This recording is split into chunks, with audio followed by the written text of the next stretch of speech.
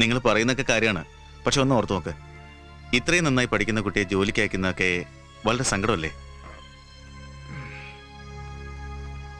നിങ്ങൾ ഇവിടെ പ്രോത്സാഹിപ്പിച്ച് വേണ്ട ക്വാളിഫിക്കേഷൻ നൽകി വളർത്തിയെടുക്കുകയല്ലേ വേണ്ട മിസ്റ്റർ മാധവൻ?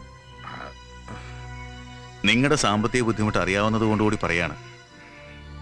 മീനാക്ഷിയുടെ പഠിത്തത്തിന് എന്ത് ചെലവ് വന്നാലും ഞാനത് വഹിച്ചോളാം. അല്ല, അത് ഞാൻ മിസ്റ്റർ മാധവന്റെ ഇപ്പോഴത്തെ പ്രശ്നങ്ങളും എനിക്കറിയാം. ദേ കാശ്.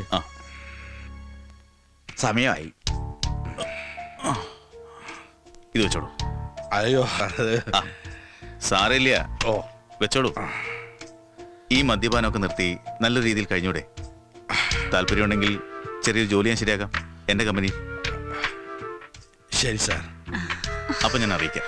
പൊയ്ക്കോളൂ.